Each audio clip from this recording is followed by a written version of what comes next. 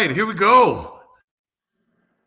Second week in a row, folks. 42 days and counting until the start of the 2026 NFL regular season. And just like we have done for the last 20 seasons, break down each and every division with our analysis and predictions. And tonight we're going to focus on the AFC North and the AFC South. I say we. That means my man who is not in Houston, because if he was, we would be looking at all of those jerseys in his media room. And that is the number one Houston Texans fan in America, Jacob Meadows. What's up, Jacob? What's up, guys? Big hello from Biloxi, Mississippi, one of my favorite places on the planet. Biloxi, okay. I didn't stay in one of the nice joints, but it is a nice area-ish, like within reason away from here. But I love Biloxi, Mississippi. I do a lot of business, or we're trying to grow the footprint pretty rapidly down here. So what's up, guys? I'm glad to be on the show. All right. Hey, the question is, are you making some bets? Are you gambling anything? What's going on down there? No, I don't have gambling money on me right now. It's just all business. Straight business. It was Louisiana the first couple days, now Mississippi. No. You're not even enjoying some of the catfish. You know, they got some of the best catfish in the world in Mississippi, right? They got the best fried chicken on the planet. I'm running through Walnut Hills on my way back home Friday because it's life-changing fried chicken. That's a free plug for you, Walnut Hills Cafe. Life-changing fried chicken. It is the best on the planet. That's right. You collect our checks since you mentioned their damn name on our show, okay? Because we need. All right, my man down there at the bottom of the screen, who has been, I guess, at least 15 or 16 of those 20 years we've been talking divisional football here on the Sports King Show. He covers the Carolina Panthers and those Charlotte Hornets down there, and that is my guy, Dustin Pfeiffer. What's up, Dustin? What's up, Gene? What's up, Jacob? When you say it like that, Gene, man, it really makes me feel like I'm getting old. Well, look, just face it, because we are. We are. We're still rolling, though. We're still rolling. We're still rolling, guys. All right, look here. You know, NFC North. I'm sorry, AFC North and AFC South. The divisions we're going to talk about tonight, and both of these division guys, you know, there were massive changes, including coaching changes. We got Jesse Minter over in Baltimore now. You got Mike McCarthy replacing Mike Tomlin.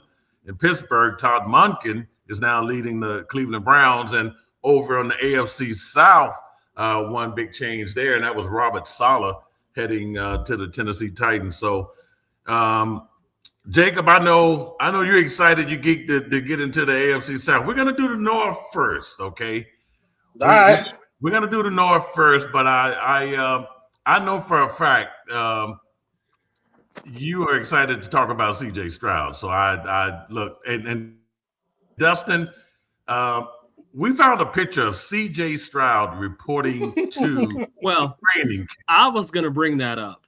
First of all, the picture is one thing. I don't know if you've seen the video. The guy, I'm not sure how he's walking, but it's a weird walk for an NFL player. I'm not sure what's going on. He cut off the dreads, right? So he has his backpack. I told Jacob, look, that looks like a junior high school in the background, and it looks like CJ Stroud's first day of school, man. He really looks young in this picture. He does look real young. Yeah, maybe he's dialing it back, right? We need rookie season Stroud to come back to life this year for us. He's just turning back the time. That's all it is. He's just, going back a little bit and getting ready for it.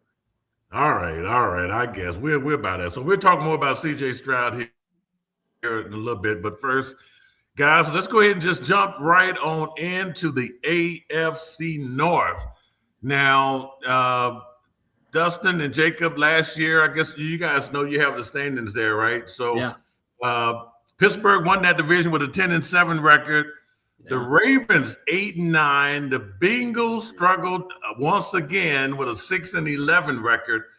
And the Browns were 5-12. Now, in the division, no one just really took stronghold of the division. The Steelers did win 4 division games, and Baltimore and Cincinnati tied.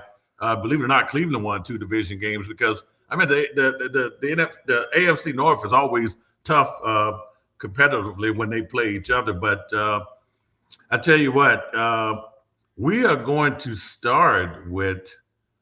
I believe we're going to start with the Bengals.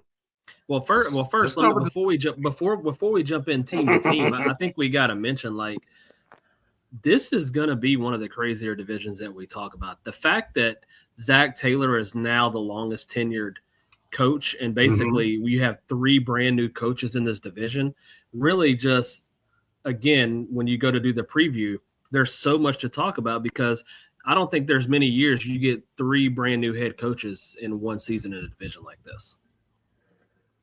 No, you don't. You don't. Especially the AFC North, where like you said, you've had Harbaugh and together. That's almost 40 years combined. Coaching almost 20 each, and Cincinnati and Cleveland has changed coaches throughout the years. But yeah, it's really interesting. And guys, I think by the end of the night we'll find out if that's going to give Zach Taylor some sort of an advantage. What do you think, Jay? Yeah, I mean, tenure's important, right? Sometimes I think it's overvalued, but it's absolutely important. Hey, shout out you, Bobby. It's certainly important.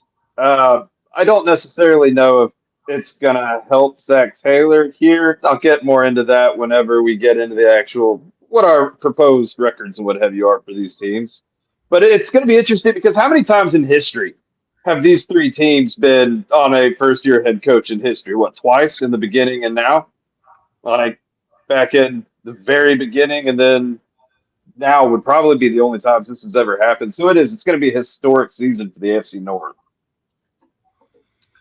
Yeah, I agree. And of course, the AFC North has tenure when you look at Zach Taylor. And of course, they also have it with Aaron Rodgers and Mike McCarthy, who we'll talk about here shortly, just because of their continuance in the NFL. But just going back to the Bengals here, Dustin, I tell you what, this team over the last few years have just really come out the gate really slow, just like a racehorse. That one horse who I don't know if he comes out the gate. You ever watch a horse race, and sometimes there's a horse that don't even come out the damn gate, right, when they ring the bell.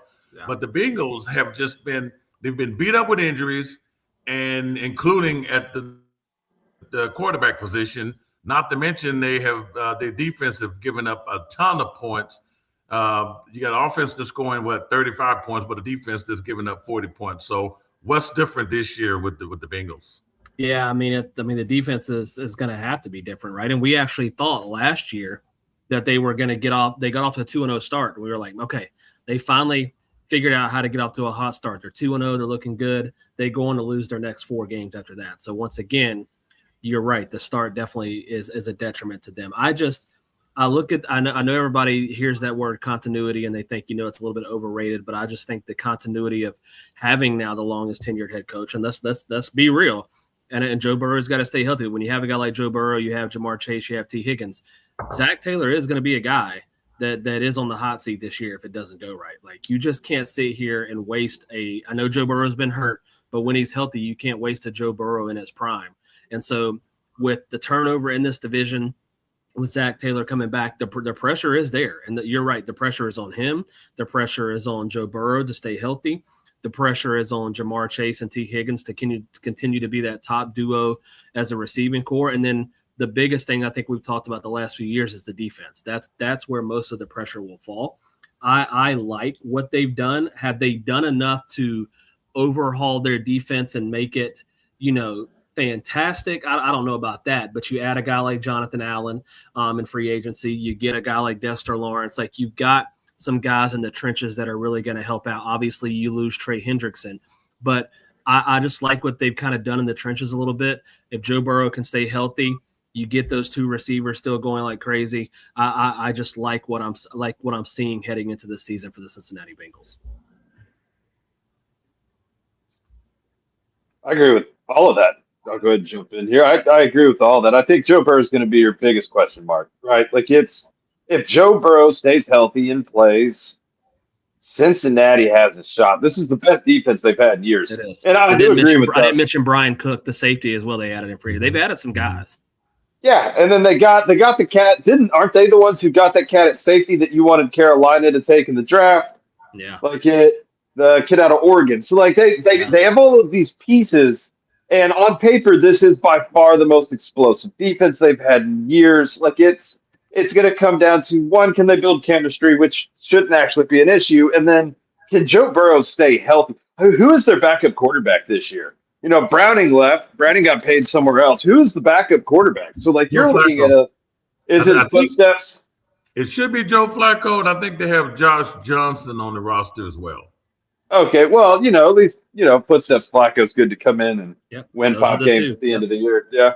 So, but if they can stay healthy, I think this could be the year for Cincinnati. The window is open, technically, for the division of the AFC North.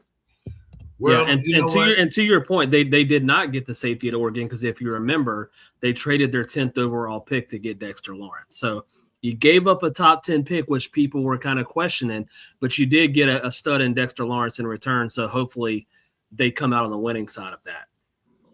Yeah, I mean, look, guys, Dexter Lawrence is big. I mean, they took a huge gamble on that.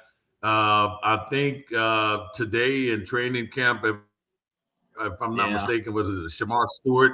I think he got injured, so they're going to be waiting to see exactly what happened to him. I mean, and speaking of that, guys, just real quick, Dustin, to just deter a little bit from the Bengals and down there in Carolina, man, a huge injury this week to one of your star players down there on defense. Yeah, I mean, training camp just needs to be over already, and the Panthers are only 3 days in, and it's really like you said, it's not just the Panthers. All teams go through this. Right. I mean, you mentioned Shamar Stewart. That I don't know if people have seen that video. I don't encourage you to go watch it. His leg definitely bends the other way. It doesn't look good for what he's done. But yeah, the rookie Chris Brazzell, 3rd round pick for the Panthers from Tennessee, receiver, was definitely he's a 3rd round pick, but he's coming in. He's one of these deep threats. He was definitely showing explosiveness, going up high point balls.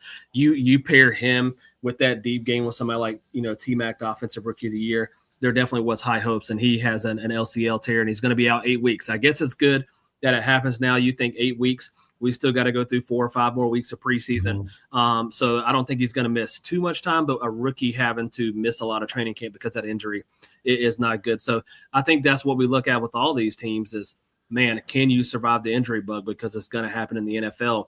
And how is your depth prepared to hold up? And I think that will be a question for Cincinnati, Gene. You just mentioned if a guy like Shamar Stewart goes down, if they lose somebody else, like, yes, they've added on defense to make that defense better, but do they have the depth to sustain injuries? I don't think they do. So they got to hope that they can keep some health to contend for this division. Yeah, not at his position because, I mean, look, like you say, the next man up. So it's going to be interesting to see. And I think and people will ask, man, why do these guys get hurt like so quick in the first couple of days of training camp? Do they not stay in shape? And I would say, yeah, they do stay in shape. I mean, but look, they haven't been doing drills and all of these things that that they do in the helmets and shorts. I mean, it happens. It just happens. It happens equally across the league. It's not like one team is punished more than the other. And you're right. That's why if you've ever been to an NFL training camp, there are 99 guys out there. And they will get down to 53 by the time it's all said and done. So whoever was hurt, even though he wasn't ready to step up today, he will be ready. Whoever that guy is going to be ready by week 1 because it's the next man up mentality. So Jacob, listen, I'm just going to jump out there and say it. Yes, they got to stay healthy. Joe Burrow's got to stay healthy. We haven't even mentioned Chase Brown yet in the monster year that he had. We talk about these receivers, but to have a running back like that as well, I'm taking the Bengals to win this division. And the only reason I'm calling that out right now before we get to the other teams is because we're talking about them. But I want it out there out front that I'm taking them to win the division. They've missed the playoffs 3 straight years, guys. I just can't see it happening for a 4th year in a row with a guy like Joe Burrow. I know I'm one of the biggest Joe Burrow guys out there, but when that guy is on the field and healthy, it's not a question. He's top 3 to 5 quarterback in this league. And I just think He's got a new mindset. He restructured his contract to allow some guys in. I think veteran leadership on the other side. I know they lose Hendrickson, but like Dexter Lawrence, Jonathan Allen, those guys are going to help in the veteran leadership of this defense. Hopefully some young guys step up. I got them going 12-5, and I got them winning the division. I also have them going. Yeah, same thing. I have them going 12-5 and winning the division. So I have the exact same record written down. All right, so you guys are forcing my hand here with that. We are. We're going to put you under the gun. No, I don't have a problem with it. Look, when you got Joe Burrow, I'm a big Joe Burrows fan. Okay, so no problem there. You know what? If Icky Woods is watching this show, shout out Icky. He's probably shout out Icky Woods. He's gonna love this show because he's gonna find out that we have a unanimous decision here. Look, You got Chase Brown, Jamar Chase, T. Higgins. Offense is loaded. You know the Yoshivos guy was a guy that Burrow likes to hit. I mean, this team, I think it's going to be good. I think Zach Taylor's going to take advantage of being the ringleader, so to speak, in the AFC North. But look, guys, I'm gonna go better with the record here. I got them going 13-4. Wow. And 13-4 should definitely give you the AFC North and perhaps a good spot in the playoffs too. So there we go. We have the Bengals. We got the Bengals on the way. So now they have something else to avoid. They have to avoid the injury curse. They have to avoid the Sports Kings curse because we've just given the unanimous decision. And if we've got them winning 12 and you've got them winning 13, 10 or 11 could be enough to win this division. So if we got them winning 12, and 13, we've got them winning it pretty comfortably, I think. Yeah. Let's move on here. And it's so easy to pick them when you listen to our reasons with the other three teams here. We're going to go with the Pittsburgh Steelers now because, guys, look here. I love it. Oh, my God. Look. A major change in the helm. This is huge. Mike McCarthy comes in. Everyone thought they would probably go with a younger coach.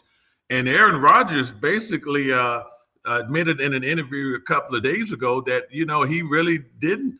He wasn't deciding to play this year. He was, really contemplating not playing. He spoke with his wife, and she says, hey, Mike McCarthy's there, and you worked with Mike before, so why not give it a go? So that's what he said that he did. So he just sort of made that decision up. Pittsburgh didn't get Mike McCarthy because of Aaron Rodgers, and Aaron Rodgers, however, is staying because of Mike McCarthy. So look, guys, when I think about the Pittsburgh Steelers, and one reason why I did not pick them to win this division, I do understand the signings of Rico Dotto. I do like Pittman, and I expect to see more out of our guy from the other receiver we got from Seattle a couple of years ago. You know what I'm talking about, Dustin. You know I'm DK Metcalf. Yeah, Metcalf. Okay, there we go. So anyway, I do expect to see better production for Metcalf. But here's the thing, though. When I look back at that playoff game against the Houston Texans, where they lost that game 30-6, Aaron Rodgers looked bad. He looked horrible. He looked like a 41-year-old quarterback that should probably never play the game again, because now the Texans defense is a whole different story too. But still, you cannot lose that game at home, right? I think it was a home game for Pittsburgh, if I'm not mistaken. It was a horrible game, and that's what I see.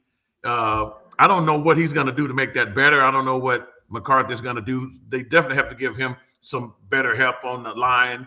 So I don't know. I just think it's going to be a long year for Pittsburgh. I think I'll ask this question to both of you guys before I even get into what I think of their team. You get rid of Tomlin. You hire Mike McCarthy. Yes, you bring in a couple of free agents here and there, Dowdle, Pittman, Trinity, whatever you want to say. I want to know from you two specifically, what has this organization done, changing from Tomlin to Mike McCarthy, that is any different than what they've done the past 6 or 7 years? Nothing. Go ahead, Jacob.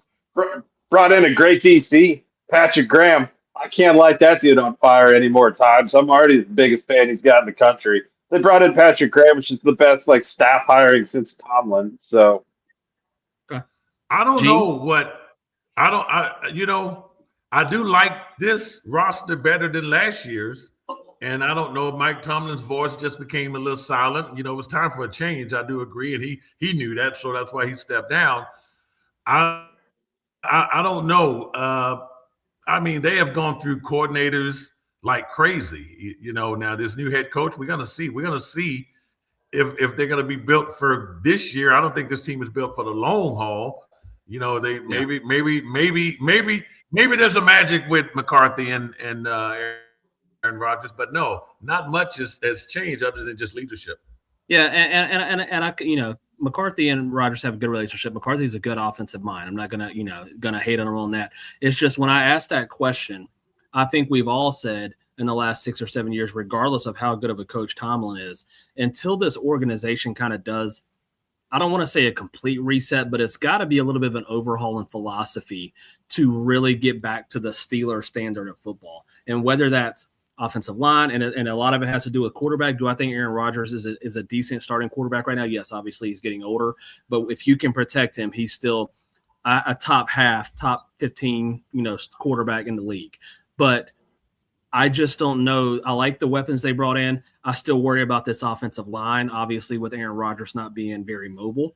I think the hope is, if I'm the Steelers, is to get back to that ground and pound game with Dowdle now and Warren, and really run the football where you can take a lot of this off of Aaron Rodgers. Now, Dowdle had an amazing year with Carolina last year. I watched every single one of it. But let's not forget that Carolina invested over $100 million in their guards alone for that run game. So Dowdle was getting some pretty big holes to run through, and it wasn't just him. It was Chuba Hubbard. So I hope that he can do the same thing for the Steelers.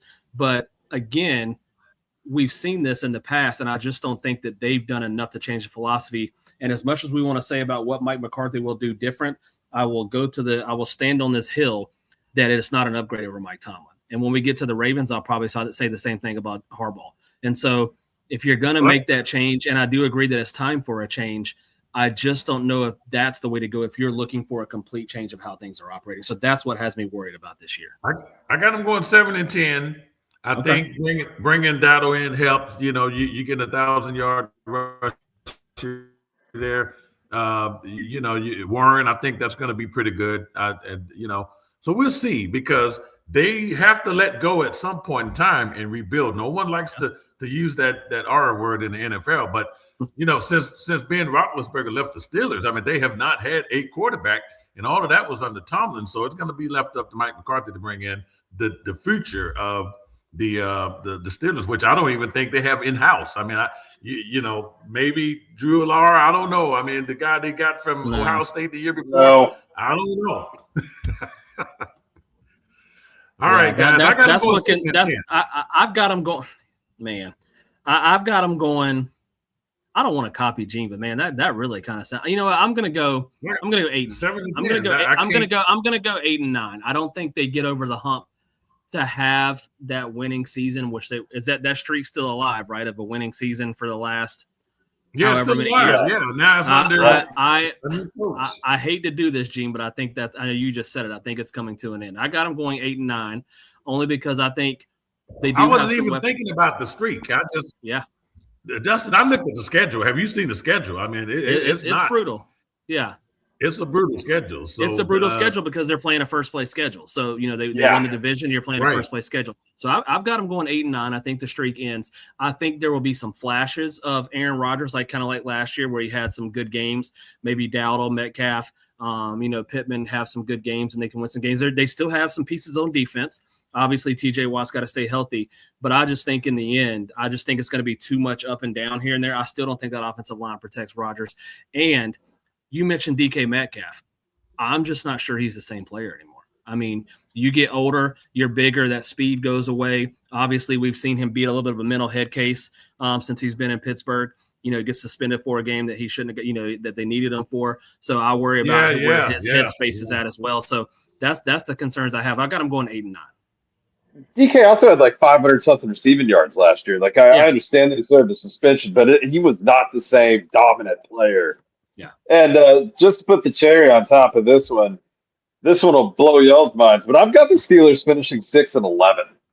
I have them kind of eating that the small R rebuild on the nose, right? Like I just don't think the Steelers can hash it. I think the first place schedule is going to absolutely cripple them. Going through their schedule, it's like, man, a lot of those games are 50-50, right? You look through the schedule and it's like, this is going to be decided by 5 or less points, and it's going to happen within the last 2 minutes of the game.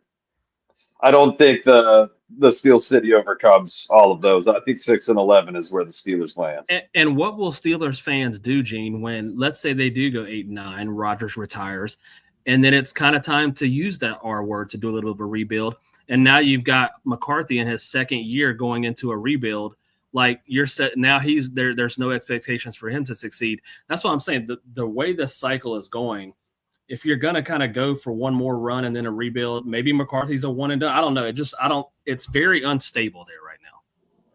It is, and we should see. I mean, for right now, it's the Aaron Rodgers farewell tour, and we'll take it for what it's worth. And they did bring in weapons, so we'll see. I mean, it's going to be interesting to see. All right, you talk about. I just want you to enjoy your best friend for one more season, Gene, because I know you're going to miss him when he rides off into the sunset. Yeah, I sure will, man. You know what? Let's get him back on the screen because I said, you know what? I had to really think about this because, yeah, this guy right here, if he takes me to the Super Bowl, he will be my best friend. But, hey, we shall see. All right, 8-9 records. Speaking of 8-9 records, how about the Baltimore Ravens? That's what they did last year, and that was with Todd Monken. And, of course, that had a lot to do with Lamar Jackson being hurt. And, of course, they still have the big workhorse and Derrick Henry. But how about Jess Minter comes to town, replacing John Harbaugh, who had been there for over 18 years. And not only is they have a new head coach, they got a new offensive coordinator in Declan Doyle, who is going to try to use Lamar Jackson for what he's worth, for what he does best. So, Jacob, I mean, what happens in Baltimore? So, at head coach, this is the wash, right? A couple episodes ago, I kind of laid out that Baltimore coaching hire, right, where he worked under Harbaugh back in the day. He is very well known amongst the admin of the Baltimore Ravens. I think it's a wash. I think Harbaugh got stagnant in Baltimore. It was time, right? It was one of those deals where it was time. He was clashing with people and what have you. I think it'll be a breath of fresh air. It's going to boil down to how well can they call an offense, because Baltimore's the only team in the league that doesn't seem to go after a true number one receiver, right? Rashad Bateman was supposed to be it. He's not. He's just not. And they've gone through this wash, rinse, and repeat cycle on wide receiver where they recycle other people. You have the Deontay Johnsons of the world that show up, and they never have that true cut guy. So it'll come down to how that operates. The whole offense hinges on whether or not Lamar can throw. The run game's always great. Derrick Henry's a year older. He lost a step at the end of last season. I do not expect Derrick Henry to be as dominant as he was for the last 14 years or however long we're deep with Derrick Henry dominating the AFC. It'll be interesting to see what happens with the defense, but if the defense is okay, I mean, I've got the Ravens going 11-6 this year with a softer schedule, and I just think that the changing of the tide will actually help them. I will not be saying that for many of the teams that had a coaching change, but the changing of the tide, I think, helps Baltimore a little bit. People stay healthy. You get your big defender back. You get Lamar back full time. Give me Baltimore to get second place in this division. Go ahead, Gene. Well, I got them going 9-8.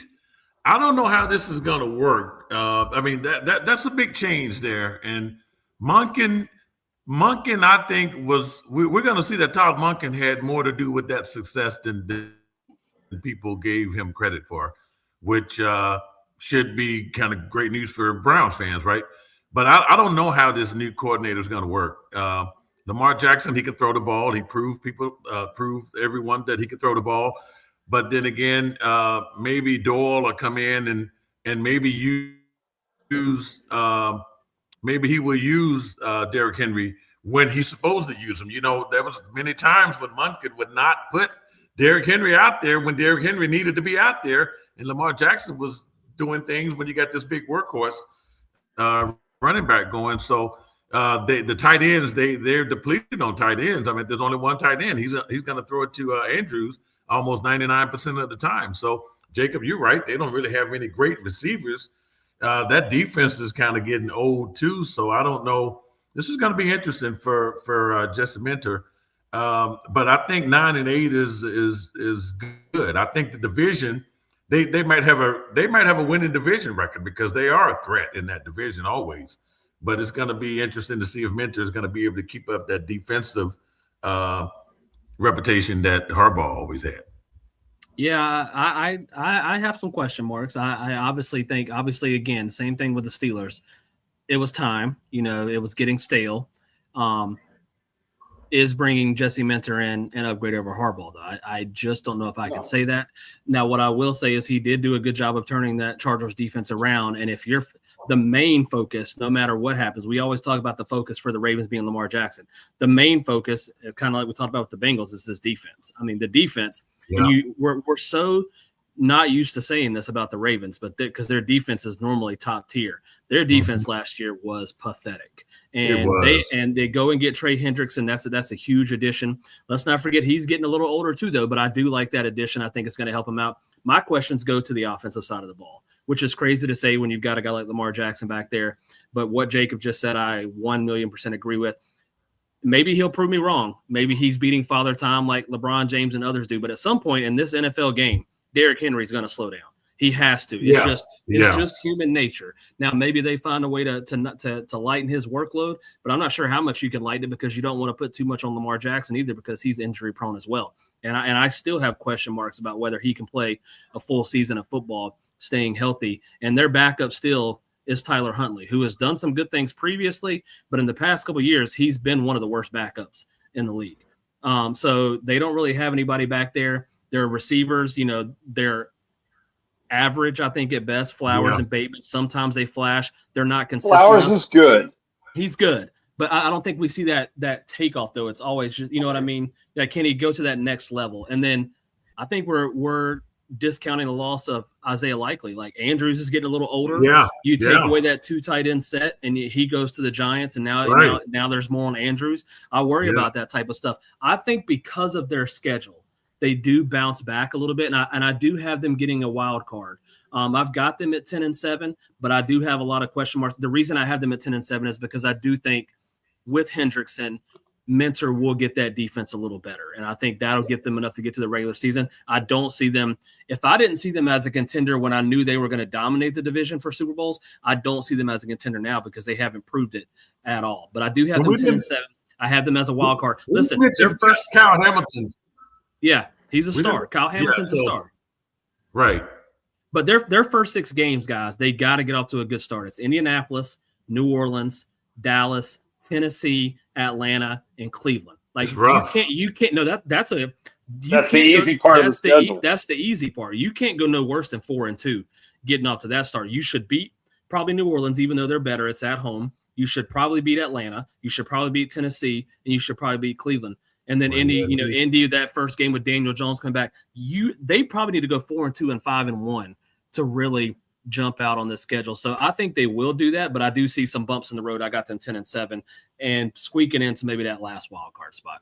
Wait a minute. So not so fast on the Colts and the Saints. Remember Brian DiArgo last week picked the Saints to be the surprise. He did, team but there. You can't. We're going to get into this division in a little bit, but Daniel Jones coming off an Achilles, you can't sell me on that. You can't sell me. No. And Danny Dimes is like, hey, man, don't count us out. We started 8-2 last year. We got some unfinished business. You can't sell me on that. We'll get into that later.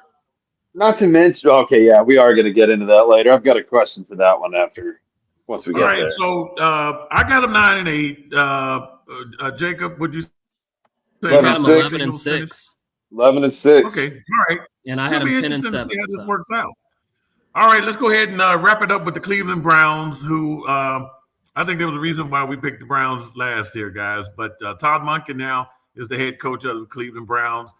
They made they were the talk of the NFL last year. Kevin Stefanski, who I don't know who I hate more, Aaron Rodgers or Kevin Stefanski. Kevin Stefanski is just a quarterback. Here he is. He's in Atlanta now dealing with another quarterback situation. And we'll be talking about the NFC South here probably next week or the week after. But anyway, I do like Todd Monken, a good replacement there. Hopefully he can get something done. He's been tasked with trying to pick the starting quarterback for the Cleveland Browns this year. You got Shadir Sanders, who shined brightly at times last year. You got Dylan Gabriel, who looked like he was going to be the starter at one particular time in the year. And then all of a sudden, oh, wait a minute, what's this? Who's this guy that's getting $46 million this year? Oh, Deshaun Watson. So now Watson is coming back off an injury. And Monken, guys, Dustin has already said, hey, we're going to make this simple.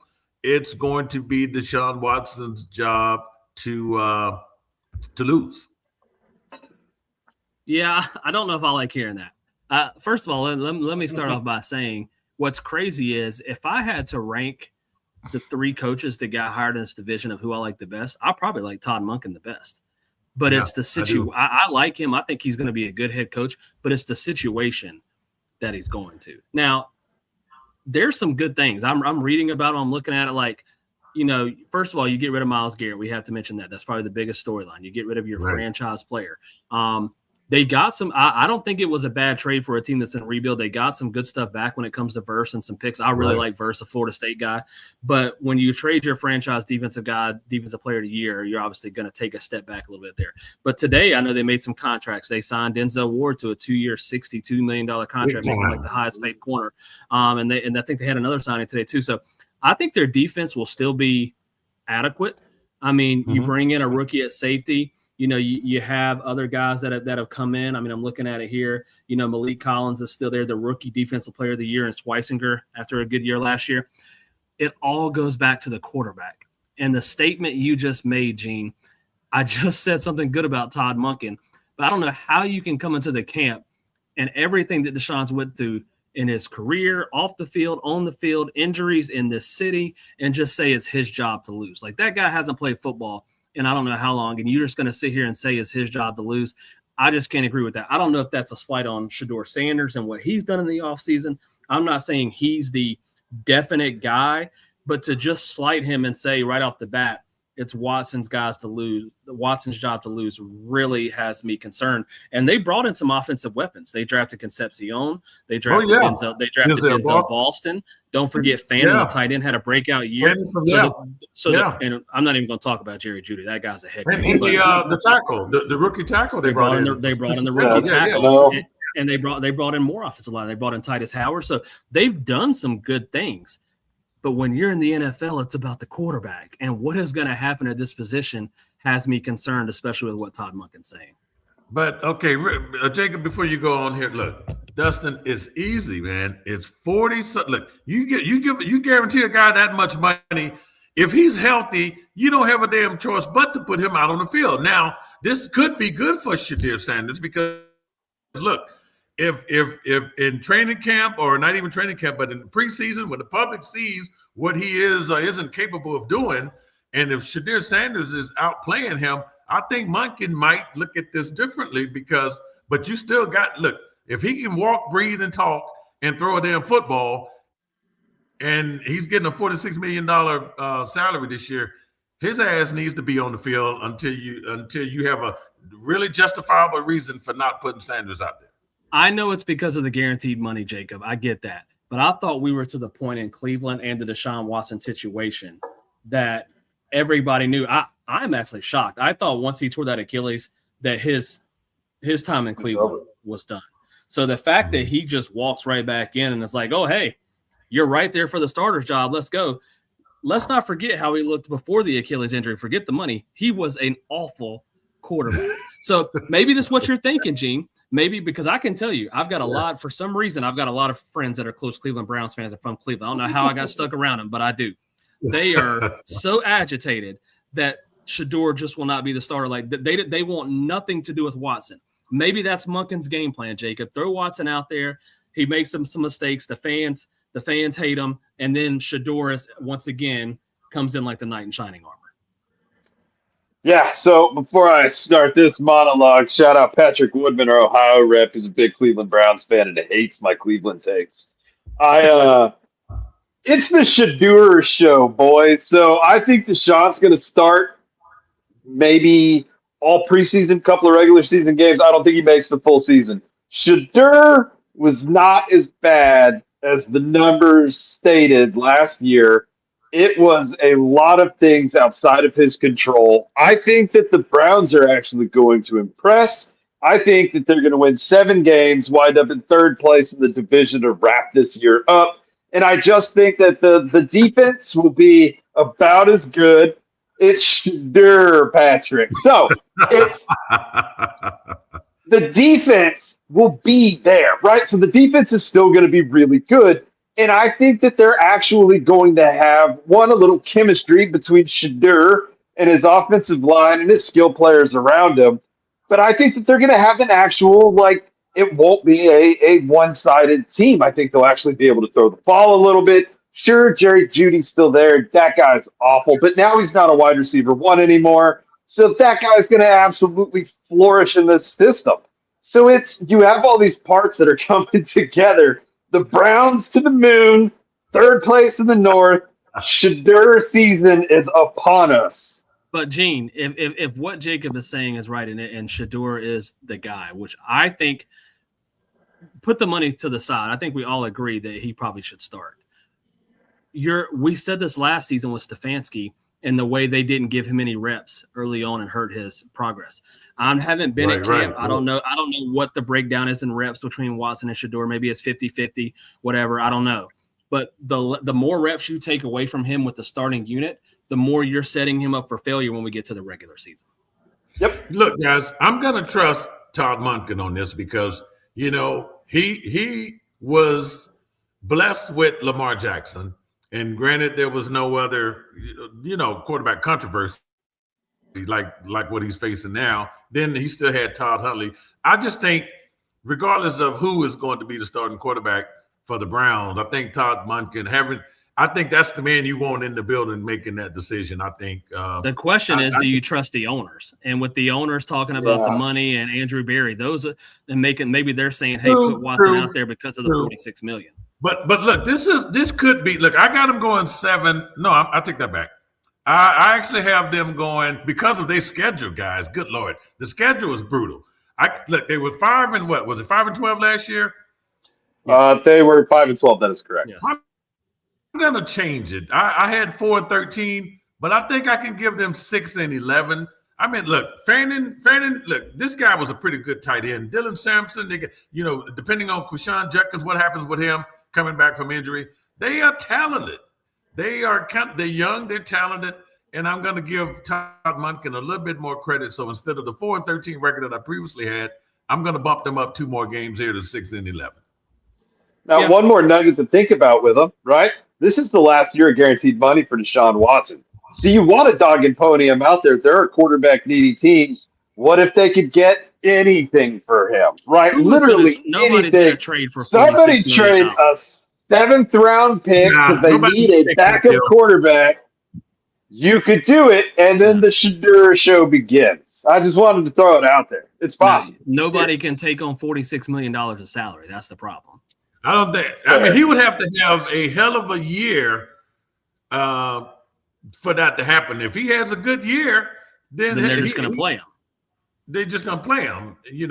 It's going to be interesting. That they are going to be the most watched team in this division. I've got them 6 and 11. I'm going to give them 6 wins because I think the defense will be decent and because hopefully these 2 young. I like Concepcion a lot. Hopefully these 2 young wide receivers can really help out the quarterback. They start with 2 on the road at Jacksonville, at Tampa Bay, and then their home opener is against the Carolina Panthers. So it's not an easy start to the season. No. So we'll see how that goes.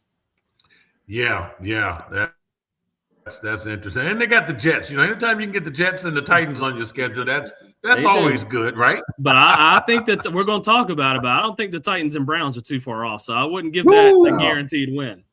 Let's talk about the AFC South.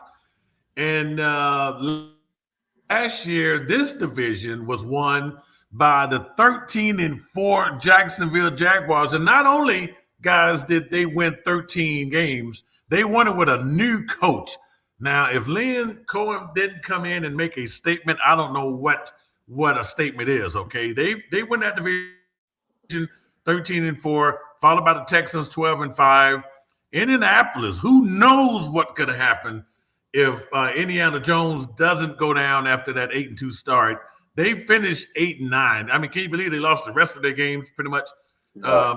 And then you have the Titans, who finished with a 3-14 record. So let's just start with the Titans. We get them out the way here quick, okay? I just don't think. I don't know. Do they do better?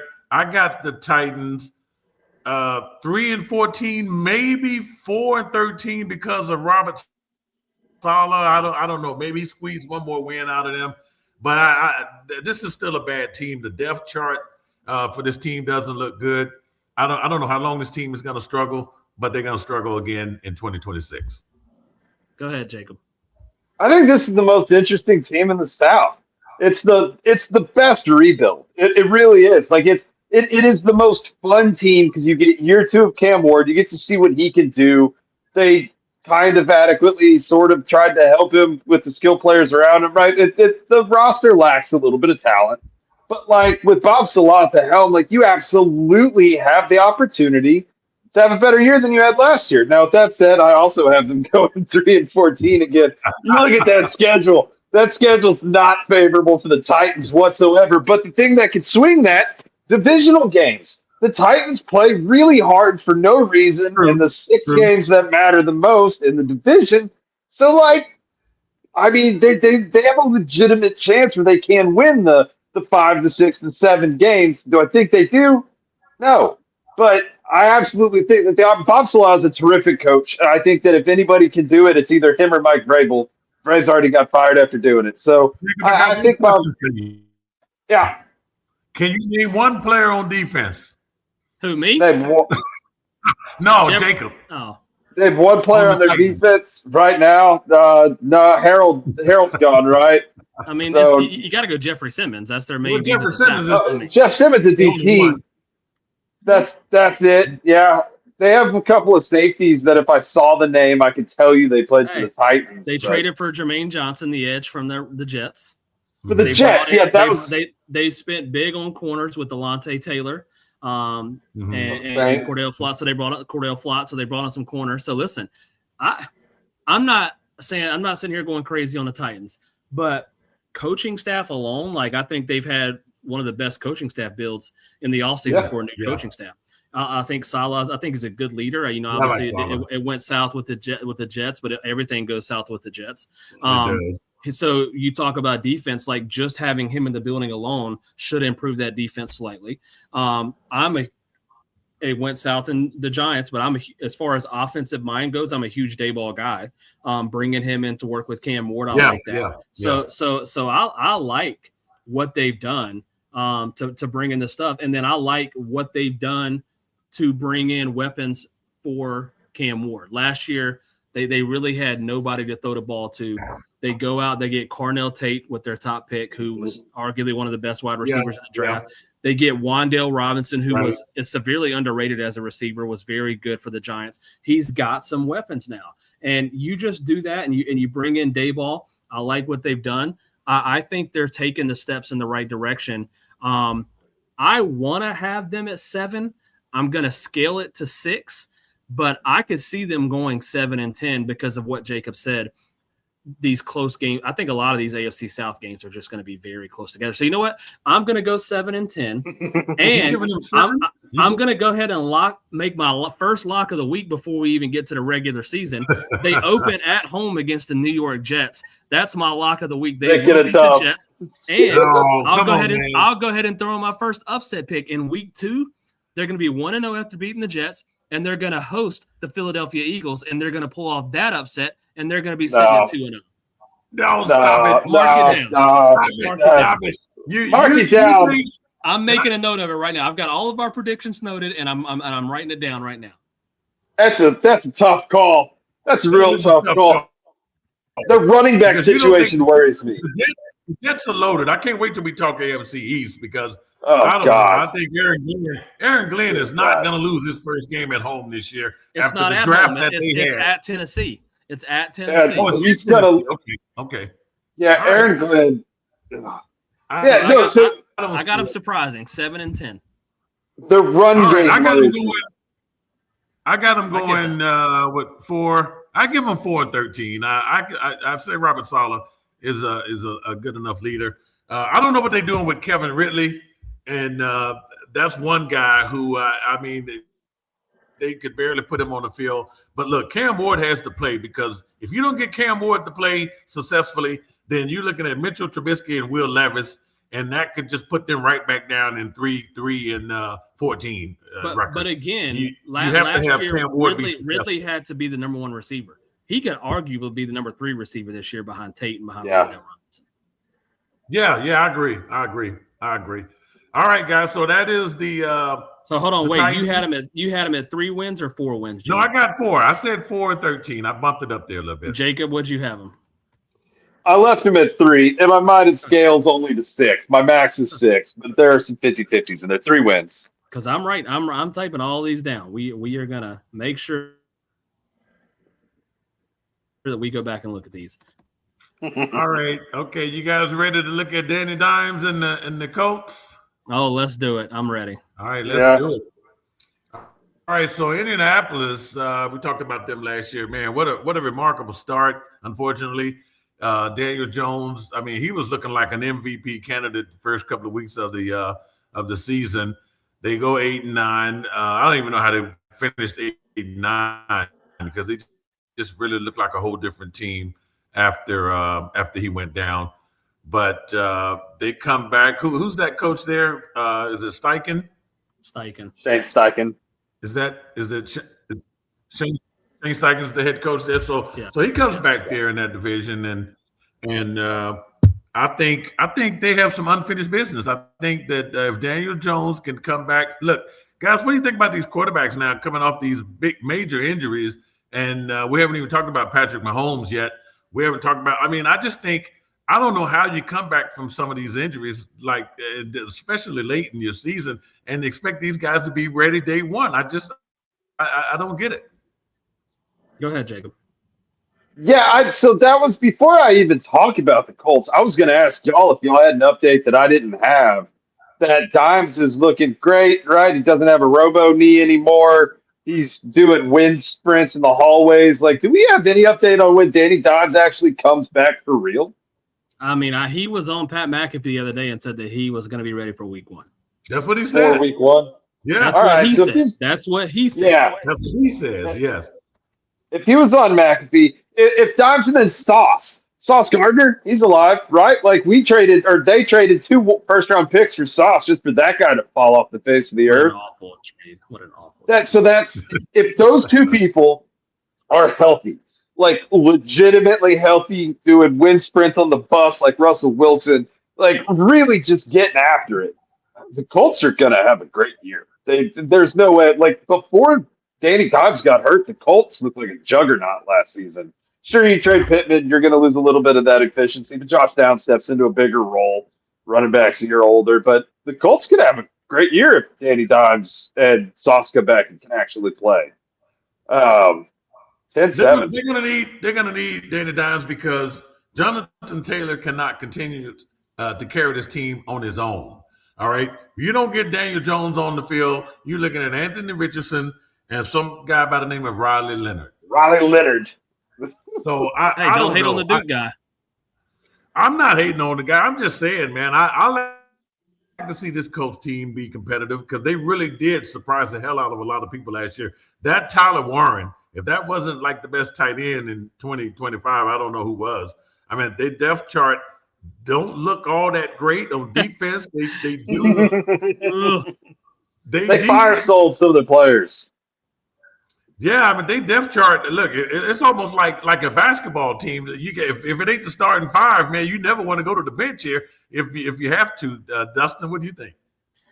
I am the complete opposite of what Jacob is on the Colts, and this is the second year in a row, and I'm pretty sure the Indianapolis fan base that we have, there's going to be some comments that just roast me all the way to the ground. They got you guys last year. But Dustin, they were all on you last year for praising. They were on me. Well, first of all, at the preseason, I had them finishing last in the division. Then they start off 8-2, and you corrected yourself, though. And I'm looking like a moron. Then what happened?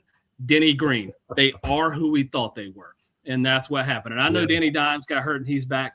But listen, Danny Dimes has not shown that consistency in his career to do it again. And coming off an Achilles injury, it says he's clear for training camp, says he's ready for week 1. Great. And like you said, there's no better option, Gene. You know, Richardson's a failed pick. Riley Leonard's young. Like, it's got to be Danny Dimes. Do I think he can stay healthy? I'm worried about that coming off an Achilles because they also had a huge turnover on the offensive line. Their right tackle left in free agency. So, I mean, there's some big changes there. And if we're still talking about the offense, they lost Pittman. Their contract they just gave out to Alex Pierce, he's on the PUP list right now. You mentioned how running backs kind of take a step back, Jonathan Taylor.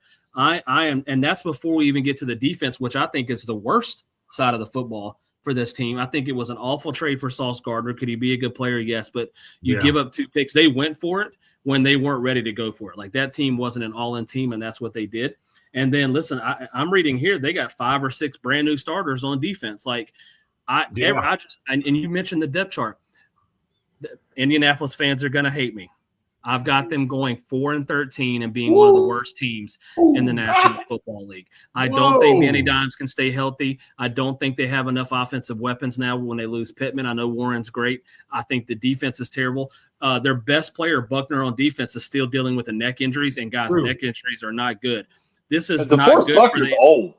He's old. Is. And if you're dealing with a neck injury, you're getting close to the end of your career, probably. So I hate to say your career. That's not good. 4-13, and to me, 4 is on the high side. One more thing before I get your records. I'm gonna read their first 5 football games. Are you ready? Yeah. At home against the Ravens, at the Chiefs, home against the Texans, and home against the Commanders, and at Pittsburgh. Like, I know some of these teams are question marks. Pittsburgh's a question mark. Commanders are question marks. But those are 5 pretty damn tough games to start the season with Daniel Jones trying to get reacclimated off of an Achilles injury. I don't like it. 4-13 at the max for the Indianapolis Colts. Rough start, strong finish. Well, look here. All right, so what was the record you gave, Jacob? 10-7. 10-7. Yeah. I have 9-8. I'm not far. And it all depends on Daniel Jones. I mean, look, if Daniel Jones is not the quarterback, then no, that record is out of it. But look here, Dustin, you could well find yourself doing yet another apologizing video. I didn't have to apologize. They folded. No. I'm talking about what you predicted for the last year. This time last year, you had them pretty much in the same boat you got them now, and they started out hot, and you had to come out and do a video and apologize, which went kind of viral for us because they were all just sucking it up, watching you, bow down to them. I'm saying you could be doing this again if they come out with a 5-0 record to start the season. If they go 5-0 in those first 5 games, yes, I'll come on here and eat a lot of crow. All right. What record do you have for him, Gene? I got 9-8. Okay. I got 9-8, and that's pretty much one game better than what they finished last year. But okay, can I ask you a question? If they went 8-2 to start the season last year and finish 8-9, what makes you think they're going to go 10-7 this year, Jacob? If they couldn't finish that, I know Daniel Jones, but if they couldn't finish that 8-2 last year, they're not finishing it this year. Bro, that Riley Leonard was awful last year. Like he came in, couldn't play. They signed Phillip Rivers, bro. Like, it's when you don't have to bring in Phillip Rivers because your quarterback room is dead. Like, Indianapolis can absolutely get over the little. Does Daniel Jones stay healthy all season? I think it's a legitimate possibility. Okay. Well, we'll see. I have one good news for Indianapolis fans. Tyrese Halliburton's back for the Pacers, so get ready for some Pacers basketball. No. And the Indiana Fever is. And they got Caitlin Clark. Enjoy the rest of what you got, because this ain't going to be it. But that's all you got to look forward to in Indianapolis, huh? That's it. All right, guys, let's move it on to the next team here that actually won that division last year. And even though they won that division with a 13-4 record, everything sort of everyone was looking at the Texans. And the reason why these two teams are really like neck and neck, the last 5 games of the year, they both went 5-0. All right, so pretty interesting. In the division, they went 5-1. And how about their home records? They were 7-2. So these two teams are like neck and neck in the division. We're going to talk about the Texans here last, but looking at the Jaguars, and this was what the Jaguars is impressive because it was done with a first-year head coach. So, Jacob, what does Liam Cohen does to as an encore performance in 2026? My take on the Jags wasn't quite as bad as Dustin's take on the Colts, but it sure as hell wasn't too far off last year. And I ate crow all year long thinking that the downturn was coming. With that being said, I still think the downturn is coming. I think that they're gonna take a small step back. Liam Cohen's a good coach. He's a better coach than I gave him credit for, and they absolutely should have fired Todd Bowles and installed him as the head coach there in Tampa. They didn't. He's in Jax now. So, no, I like the Jags. I'm a lot more positive on the Jags than I was last year, which is funny considering their best player left in free agency on both sides of the ball. They lose Devin Lloyd to the Panthers. You lose ETN to the Saints. I think that they go 10-7. There's a derivative of one, right? It'll either go one up or down, but I think that they go 10-7. They're gonna be a team. I don't trust the way that they use Travis Hunter. I don't trust that Brian Thomas is going to come back and look like the star everybody thought he was after his rookie season. I don't trust that Brashul Tootin can manage the entire load all by himself. Now that ETN's gone, it looks like they should have held on to Tank Bigsby, who they shipped off to the Philadelphia Eagles for a pack of peanuts. So I don't necessarily understand like what direction the Jags are going in. I just know that it's kind of a wash. They didn't get a lot worse. They definitely didn't get better, not on paper, but they stayed within the realm that they were already in. So 10-7, 13-4 is a fluke. Too many close games. 10-7, Jacksonville Jaguars this year. Yeah, I would be shocked if 13-4 happened again. Let's just be honest. Couple of notes before we even get to the roster. Did you know that they haven't made back-to-back playoff appearances since 1999? So they're trying to do something that hasn't happened in 26 years, going back to the playoffs. So that you got that over your shoulder. I know that's just a crazy stat, but I just wanted to throw that out there. The other thing, and this may not seem like a big deal, and maybe it's not because they play a lot of their games internationally, but they're playing their games not in their stadium this year. They're playing in Orlando while they renovate their current stadium. So you get a smaller home crowd, you get maybe different things going on. That's just stuff to throw out there.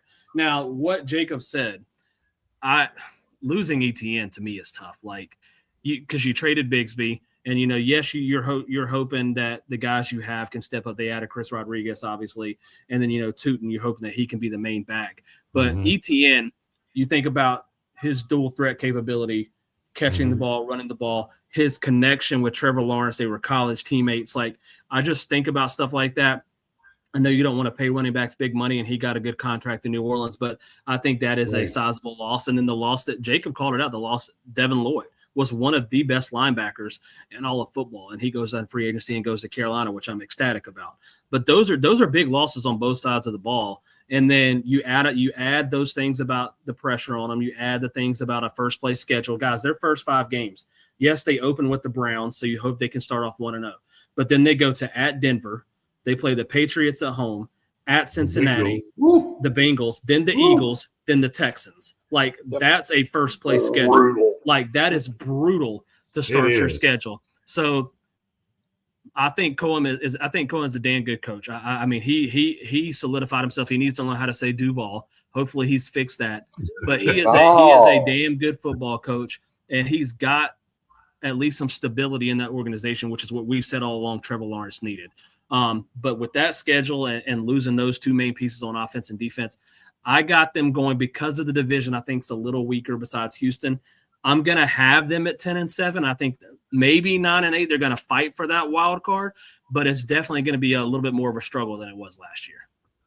All right, I got them going 11-6. Ooh, all I right. do say that Lynn Cohen gets this team back to the playoffs. I just don't think you don't come in your first year, especially picking up the pieces of that organization after what Doug Peterson left and after what the Ohio State coach left. I mean, look, that was quite impressive for a guy to come in first year and turn that team around the way they did. So I don't see how the Jacksonville Jaguars are going to go backwards. I do think, look, I just gave you the comparisons there. They run neck and neck with the Texans as far as, they both were the hottest teams in the finish the season, going 5-0 in their last 5 games, and their home record is pretty good. I don't know what this new stadium is going to be like in Orlando for them. I mean, they will have that crowd. That's a nice drive, by the way, too, from Jacksonville to Orlando. I used to live in Orlando, so but they still like that team there, right? So I do know they made a decision with Travis Hunter. They decided that experimental playing offensive defense was not going to work if they're going to have him on defense now, which is going to be pretty good. I think get that out the way, that should help. The running back thing, guys, yeah. There was a reason why they got rid of – you don't let ETN go if you don't have confidence in Tootin, okay?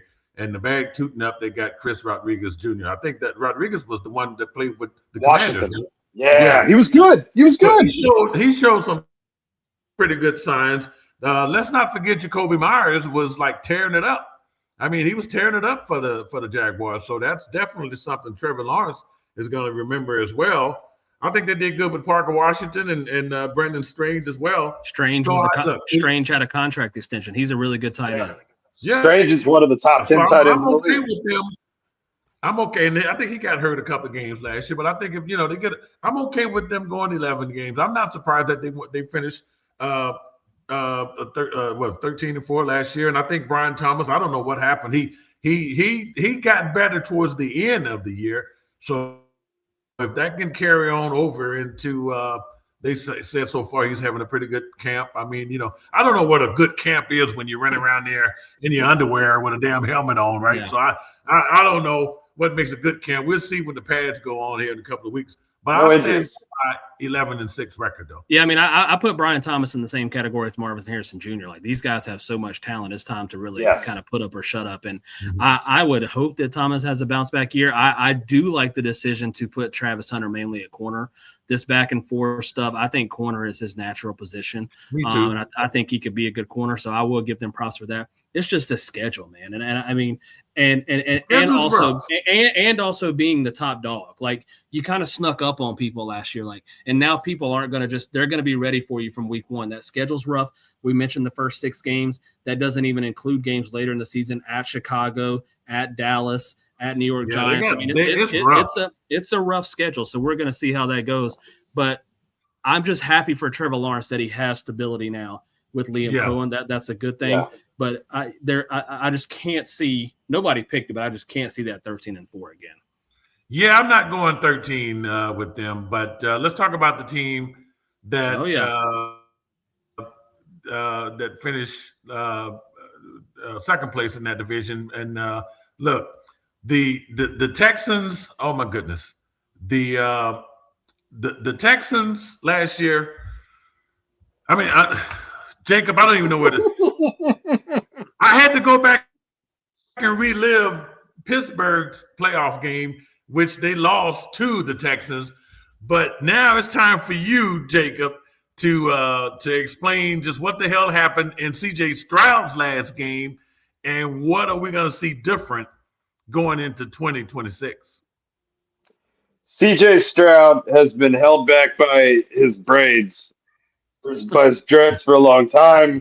So those have since been removed, right? They were a distraction. They are now gone. Mental clarity has set in. Tank Dell is back. Yeah, see, there you have it, right? CJ Stroud looking like a dapper 16-year-old man again, getting ready to go out there and go to battle with these boys. So last year, it was a culmination of a lot of things, right? And I think I think the expectations really started to hit. I think that he got the yips behind our offensive line. I think that he fell off the face of the moon when Tank Dell went down. And it's a weird thing to point out just because it's not the quarterback's fault, but I think part of CJ Stroud felt guilty for putting that ball there. It had nothing to do with the ball placement. Right, an undrafted free agent decided to play hero ball, is friendly fire, and he destroyed Tank Dell's knee. Stroud, though, has noticeably been different since that point in time, and you can trace it straight back to that point in time. Tank Dell is back. The defense is better. Tank Dell is back. The ship has been righted. The offensive line's better on paper, and it's the Texans. I think that they took all of the correct precautions to fix what's ailed us the last couple of years. Will it work? I don't know, but this would be the best year for it to work. And with all that to be said, the Texans take a step back, finish the season 11-6. They win the division, win one less game than last year, though. I think 11-6 takes the division. Houston has the best record. I think there are some sneaky games on their schedule that they'll lose for no reason at all because it's the Houston way. But I think Stroud's clarity comes back, right? I'm trying to be really optimistic about it. I do believe it's possible, and I think Dell's a big reason for it. But I think we'll suck week one, right? Get the rust off. We're gonna suck. Buffalo Bills week one. Yeah, we're gonna beat Buffalo 10-9 at home week one. Are you locking this? No, like Dustin did earlier. No, I don't have the balls to do what Dustin did. No, but I do think that it comes out. It's gonna be 12-9 with 0 touchdowns scored. Right, Fairbairn's gonna knock in one more field goal than Buffalo's kicker. Win week one. It's gonna be a terrible game. And then I think Houston really starts moving and grooving. Yeah, I mean, listen, I've been pretty hard on the Texans the last couple of years, even though I'm high on CJ Stroud, just of what they were doing around him with the offensive line, the running back. Obviously, Mixon got hurt, all this, blah, blah, blah. I'm higher on them than I have been in a while. Now, do I think that they could be a Super Bowl contender? I don't know if I'm ready to go there yet, but I do like what they've done. And you get your receivers back in Tank Dell. As I try to sneeze, excuse me. You get your receivers back in Tank Dell. What I really like, the biggest addition is David Montgomery. Having a back there that you can count on reliably and week in and week out is going to be huge. Now, I know he had a kind of a tandem duo with Jahmyr Gibbs, and so we'll see how that happens. He got Woody Marks, but I do like that. Hopefully, I saw the addition of Wyatt Teller, some other offensive linemen. Hopefully, like you said, Jacob, we say this every year. Hopefully, it's better because to me, that's always been the biggest key is the offensive line. But I look at their schedule. I look at I'm going to go back to their defense. Their defense is just when you have a top 1, top 2, top 3 defense, like you're going to be in a lot of these football games. And that is where the pressure goes to CJ Stroud. Your defense is going to have you in pretty much every football game. It's time for you to deliver late in these games. Even if the game is not going, you're not having crazy stats. One thing, I can say about, we always compare him to Bryce Young. Bryce Young has led some fourth quarter comebacks. Like, let's see CJ pick that back up and really win some of these close games. So I like where they're at. Their schedule, they do open with the Bills, but their schedule is not terrible throughout. Now, they do end with Jacksonville, Philadelphia, Green Bay, and Tennessee. So that's a tough stretch to end the season. But I've got them staying the same record. I got them going 12-5. I got them winning the division.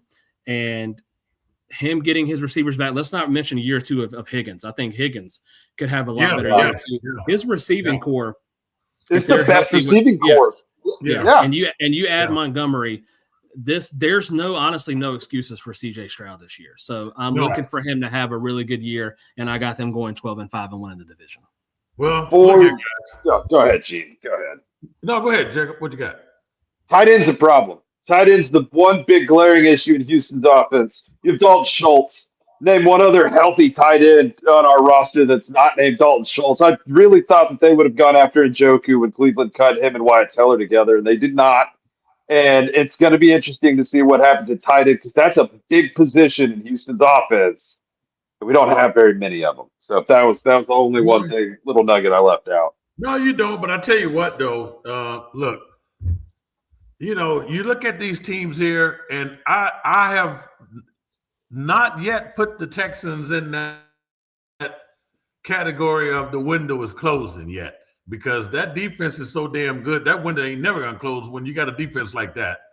That defense, as bad as CJ Stroud looked in the playoff game against New England last year, it was still a winnable damn game. And just imagine the way things just panned out last year. Come on, you gonna tell me New England was the best team in the AFC? No, they took advantage of some lucky breaks.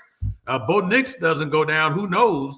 But if the Texans get past New England, hell, they're in the Super Bowl as far as I'm concerned. And I think it was just that damn close. So I think Miko Ryans, man, they got to look at that. One reason why they picked up CJ Stroud's fifth-year option is because they believe in this guy. And I think he realized how he screwed up last year. I like the new look. I mean, whatever it takes.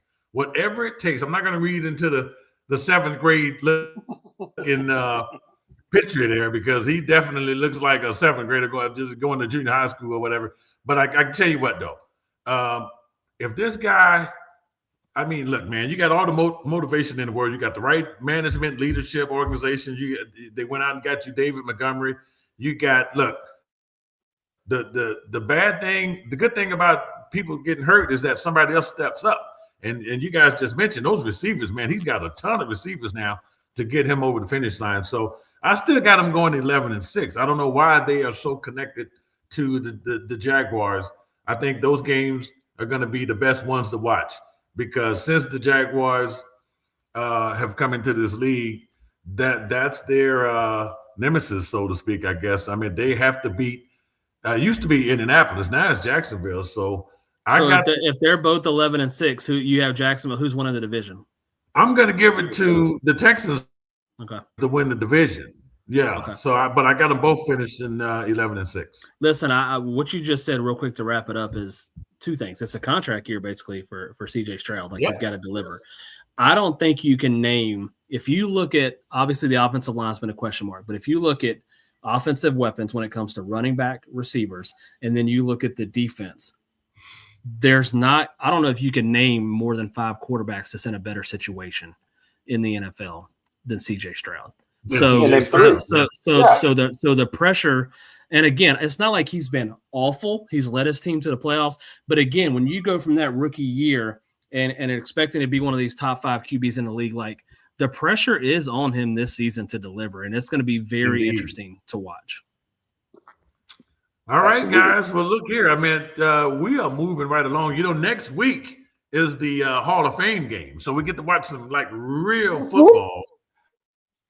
And Dustin, I know you're going to be ready to roll, man, with the Carolina Panthers and the Arizona Cardinals. So I'm actually going to be on vacation next week, guys. I'm going to be at the beach with the family, so I'll be watching that Hall of Fame game sitting oceanfront. How many vacations do you get a year? Yeah, I was about to say. Listen, a couple of weeks ago was vacation. I did. That was for my wife's brother's wedding. Had to go up there, stopped in DC for a couple of days. Okay, this is the annual, Gene, you know this, annual week beach trip with all the grandparents, with us. We got an oceanfront house, so I'll have the Hall of Fame game on in the background with the Panthers. Also, shout out Luke Kuechly going in. I mean, couldn't be a better deserving guy going into the Hall of Fame. So looking forward to hearing his speech. But yes, football is here. That's why the Panthers have been so deep into camp, padded practice already, had some injuries. But yes, that game is coming soon. And before I sign off, I just want to say Indianapolis, great city. Love y'all.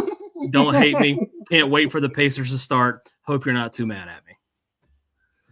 All right. Hey, well, look here, guys. Next week is going to be the AFC East. Oh, I hate to miss that. AFC West. All right. I might have to try to call in for at least for a couple of minutes for vacation and give some predictions. So. Okay, because we'll be done with the AFC by next week. So we're going to have to kind of tie it in together and see where it goes from there. But, hey, great show, guys. We'll see you next week. Dustin, you enjoy your vacation. Jacob, you keep your damn fingers crossed over there that CJ and everybody gets through training camp with, no injuries, no more injuries in training camp, guys. No more. We don't want to see these guys. We want to see the best of the best in 2026. So, and on that note, we're going to go ahead and end it and see you guys back here next week on the Sports Kings NFL Weekly Prediction Show.